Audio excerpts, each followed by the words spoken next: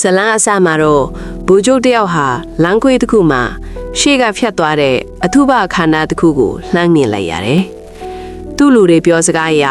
အဲ့ဒါဟာကြောက်အိမ်တော်ကသမီးအကြီးဆုံးရဲ့အထုပရန်လန်းဖြစ်နေပါတယ်။အခေါင်းထမ်းတဲ့လူတွေဟာ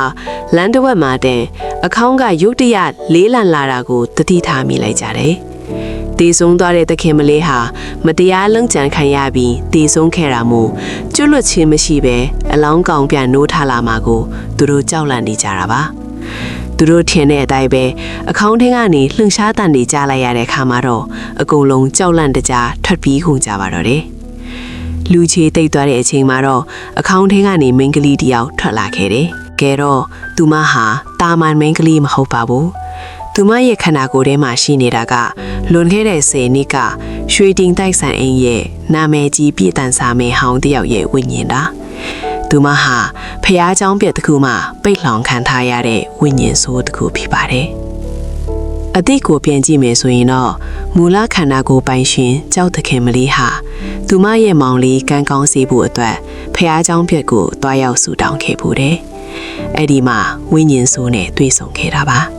အာလျံဟာဝိညာဉ်မလေးနဲ့ယဉ်နီးခဲ့ပြီးဖះเจ้าပြက်နောက်ကပန်းခင်းကြီးအကြောင်းနှွေရတီရောက်တော့မယ့်အကြောင်းတွေကိုပြောပြရင်းတန်ရောစင်တွေ့ခဲ့ကြတယ်။ဒါပေမဲ့အာလျံမြို့တော်ကိုပြန်သွားရတဲ့အခါမှာတော့ကန်ဆူမိုးမောင်ကြခဲ့ပုံပါပဲ။အာလျံဟာဝိညာဉ်မလေးကိုမေးခွန်းတစ်ခုမေးပြီးသွေးကတိပြုလိုက်တယ်။အဲဒါကတော့ဝိညာဉ်မလေးကိုချုပ်နှောင်ထားတဲ့အရာကနေလွတ်မြောက်ခွင့်ပေးမယ်။အစားထိုးအနေနဲ့သူမအတွက်လက်စားချေးပေးပါဆိုတာပါပဲအမညီမလေးအတွက်မတရားမှုကိုဖြေရှင်းပေးပါဆိုပြီးသူမရဲ့ခန္ဓာကိုယ်ကိုပေးထပ်ခဲ့တာဖြစ်ပါတယ်